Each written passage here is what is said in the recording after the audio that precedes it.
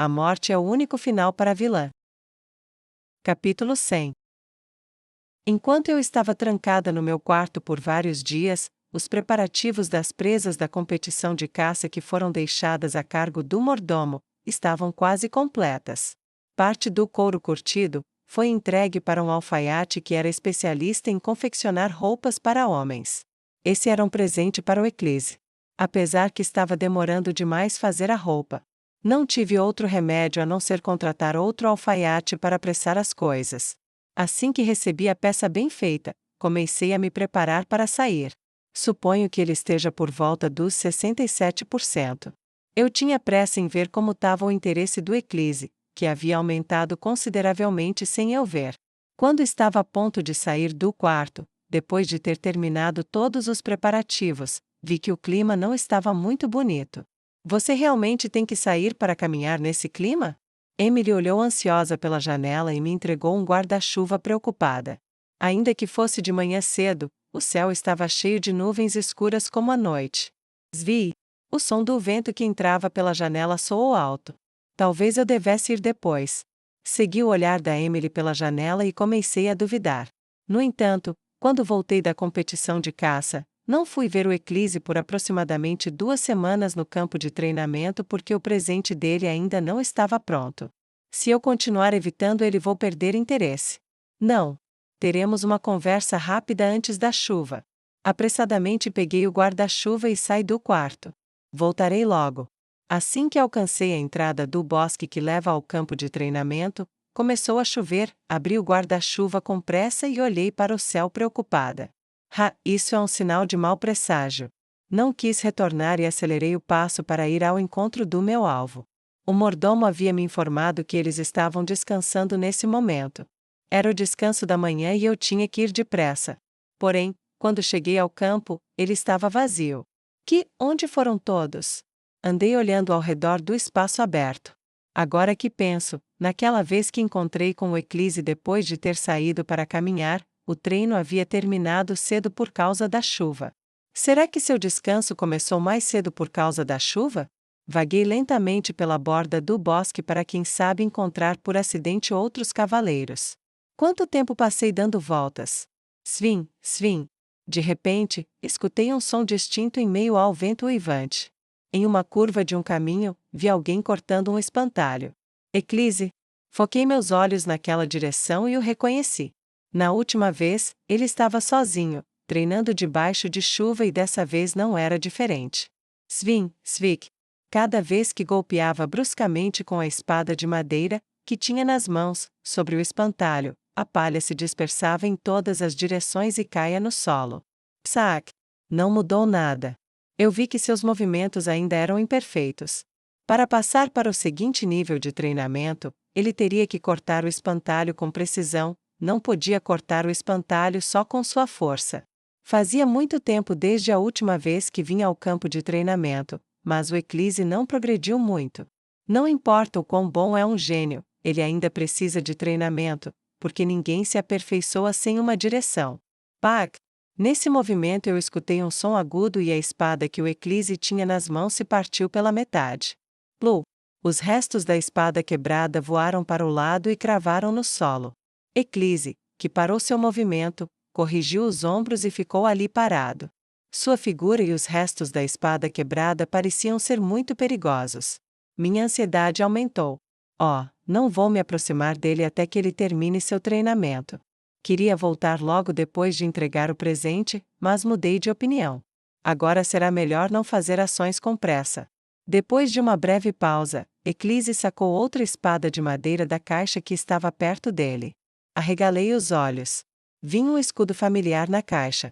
Era uma marca que ficava na tampa da caixa, do local onde eu havia comprado as 600 espadas da última vez. Parece que ele está usando elas bem. O jeito familiar com que ele sacava a espada da caixa fez minha ansiedade ceder um pouco. Queria ver sua barra de interesse, mas não podia porque eu estava muito distante. Não tinha outro jeito além de esperar que terminasse o treinamento. O tempo passava e o Eclise trabalhou duro para cortar o espantalho durante muito tempo. Quanto tempo se passou desde que ele começou o seu treinamento, enquanto eu fico escondida entre as árvores? Shak! Na terceira vez que quebrou a espada de madeira, ele atirou o pedaço que havia ficado em sua mão como se estivesse irritado. Sem se importar se a terra iria sujá-lo, ele se jogou no chão. Zvala! As gotas de chuva começaram a correr pelo seu corpo seminu. Ele vai acabar pegando um resfriado. Olhei ao seu redor, antes de ir em frente. Porque não queria ter outra experiência assustadora, onde eu quase tive meu pescoço cortado pela espada de madeira que ele estava segurando. Somente depois que olhei bem e vi que não havia nenhum objeto perigoso perto dele, que sai lentamente do meu esconderijo. Talvez por causa que o barulho da chuva abafou meus passos, Eclise ainda permanecia ali, imóvel no solo. Tap! Quando finalmente me aproximei dele, inclinei para frente meu corpo que estava protegido pelo guarda-chuva.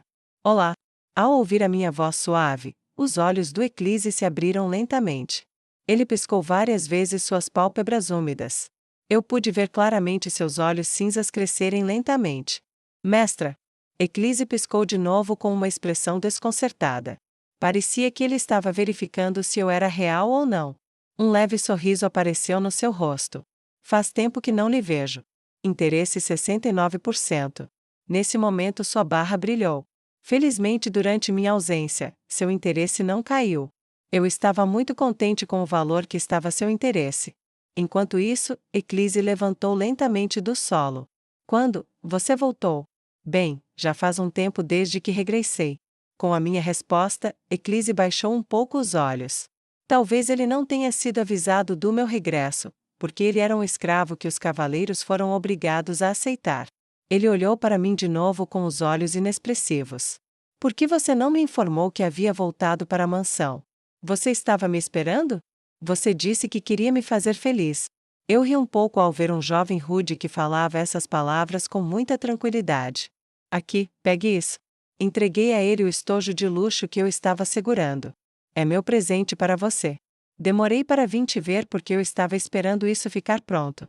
Os olhos do Eclise brilharam como um cachorrinho.